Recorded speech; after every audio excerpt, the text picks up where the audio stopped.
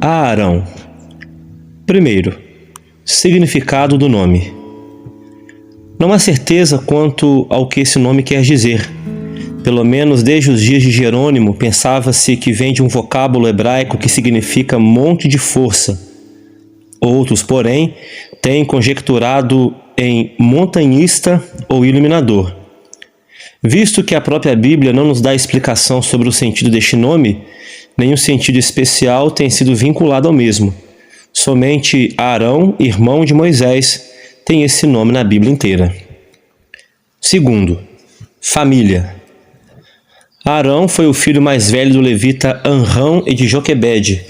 Êxodo 6, versículo 20, Números 26, versículo 59. Ele era irmão de Moisés e Miriam, sendo 3 anos mais velho do que o legislador. Êxodo 7, 7.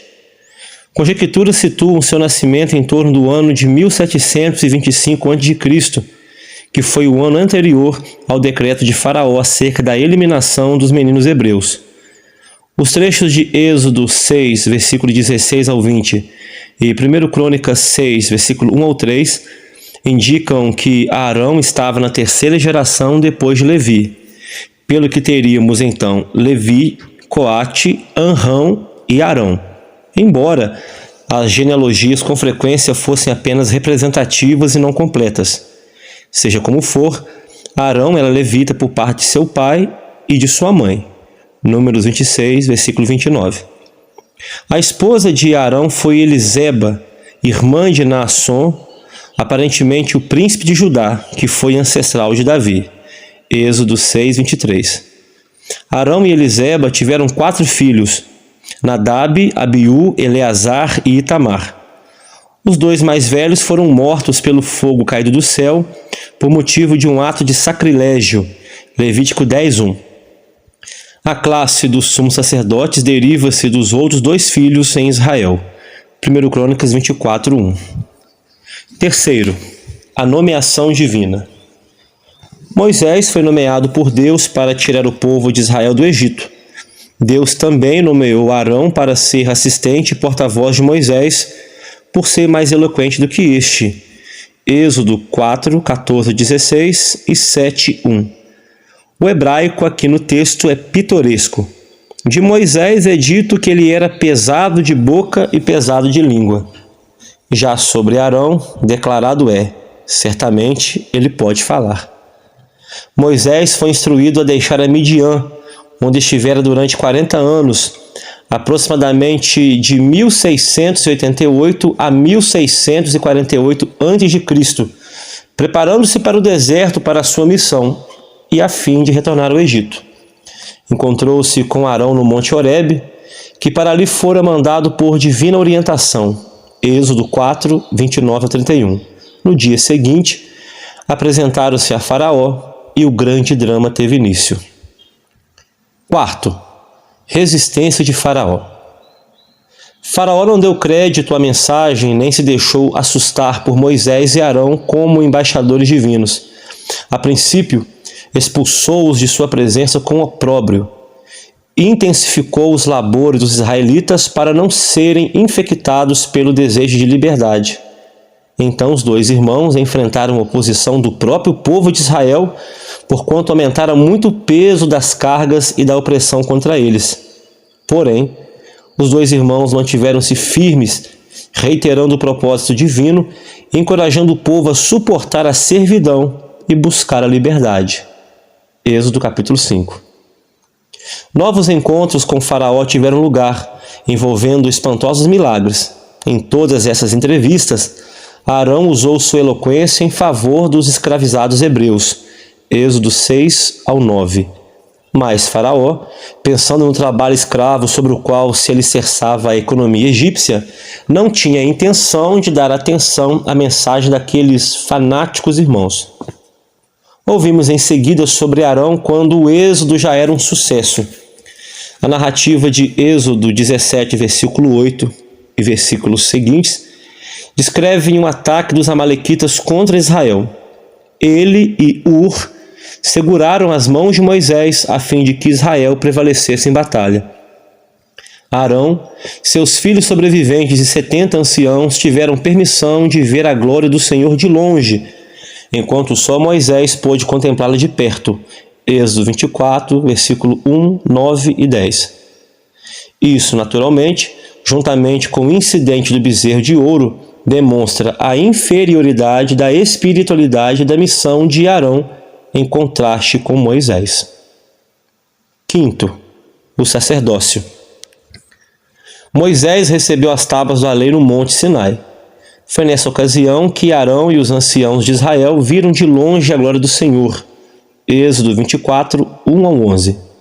Foi então que o sacerdócio foi estabelecido.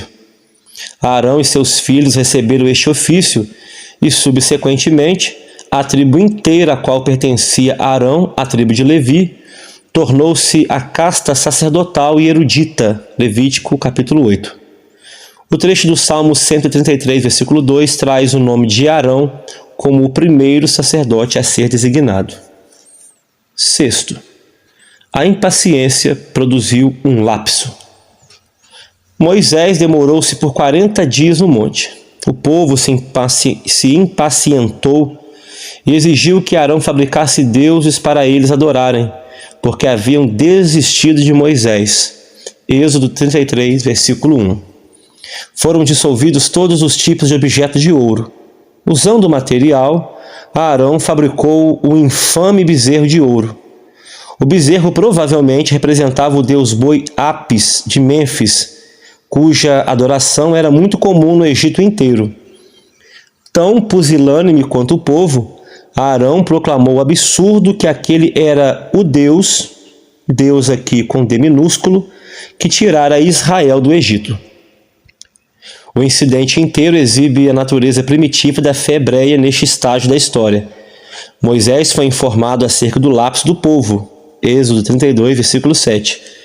Imediatamente Moisés desceu o monte, trazendo consigo as tábuas da lei.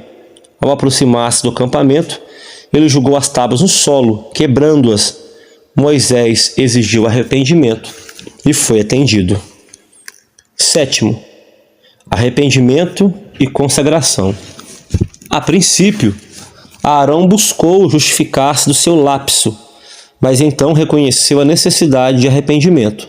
Como sempre, Deus usou homens imperfeitos, pecaminosos, mas perdoados, a fim de ajudarem na realização de sua obra. O tabernáculo foi erigido e as suas instituições foram estabelecidas. Arão e seus filhos foram consagrados com óleo santo e foram investidos com as vestes sagradas. Êxodo 40, Levítico 8. Porém, nem bem as cerimônias foram instituídas quando os 2 filhos mais velhos de Arão ousaram queimar incenso no tabernáculo com fogo estranho. Levítico 10, 1 a 11. Por causa do sacrilégio, foram mortos pelo fogo divino. Assim Arão perdeu seus 2 filhos mais velhos, mas sofreu a perda com magnanimidade. Oitavo, longa fidelidade. Arão aplicou-se aos seus deveres por quase 40 anos.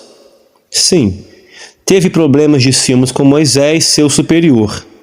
Ele e sua irmã Miriam, apoiando-se no fato de que Moisés casara-se em segundas núpcias com uma mulher cuxita, puseram em dúvida a autoridade do legislador.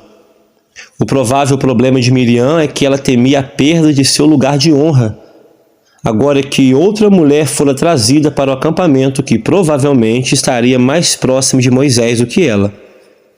Miriam foi castigada com lepra temporária, o que devolveu o bom senso a Arão. Ele buscou e obteve o perdão para ambos. Números 12. Nono, Moisés e Arão sob ataque. O trecho de Números 16 mostra como Moisés e Arão foram os alvos da rebelião encabeçada por Coré, Datã e Abirão. A praga enviada por Deus demonstrou o desprazer divino ante o incidente. A revolta envolvia a autoridade sacerdotal exercida por Arão e seus filhos e também a autoridade civil investida em Moisés. Coré, da tribo de Levi, e Datã e Abirão, da tribo de Ruben, queriam modificações radicais que resultariam na exaltação deles, quando poderiam exercer assim autoridade. A resultante luta pelo poder terminou mediante a praga, que Arão, por ordem de Moisés, fez cessar, quando encheu um incensário com fogo tirado do altar. Correu e, abre aspas, pôs-se em pé entre os mortos e os vivos, fecha aspas. Números 16, 48. O incidente inteiro demonstrou ao povo que a autoridade constituída permaneceria. Foi dado um sinal adicional. Entre as varas dos diferentes filhos de Israel, somente a de Arão floresceu. Números 17, versículo 8. Essa vara foi guardada na arca como testemunho contra qualquer rebelião futura. Números 17, versículo 10. 10º. Fracasso. Arão não recebeu permissão para entrar na terra prometida em face de sua incredulidade, compartilhada até mesmo por Moisés, e manifestada quando a rocha foi ferida em Meribá. Números 20, 8 ao 13. 11º. Sua morte. Pouco depois deste fracasso, Arão morreu com 123 anos. Números 33, versículo 32. Por ordem de Deus, Arão, seu filho Eleazar e Moisés subiram ao topo do Monte Or, à vista de todo o povo. Ali as vestes pontificiais foram transferidas para Eleazar e pouco depois Arão morreu. Números 20, 23 ao 29.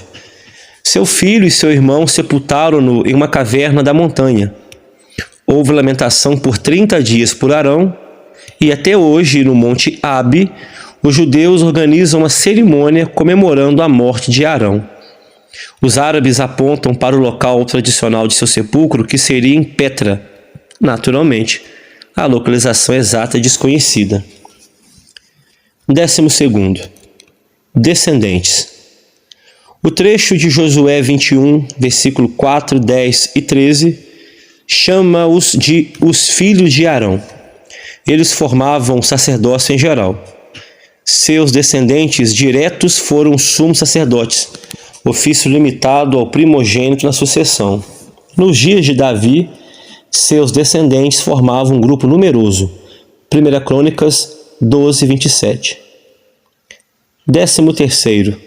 Caráter e lições espirituais de Arão. Arão foi um homem eloquente, espiritualmente forte a longo prazo, mas com alguns lábios sérios.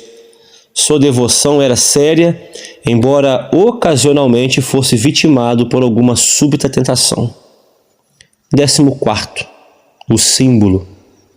Seu sumo sacerdócio foi designado para ser, abre aspas, sombra das realidades celestes, fecha aspas, para quando um outro sacerdote aqui com letra maiúscula, da ordem de Melquisedeque, houvesse de aparecer, suplantando todos os sacerdócios anteriores.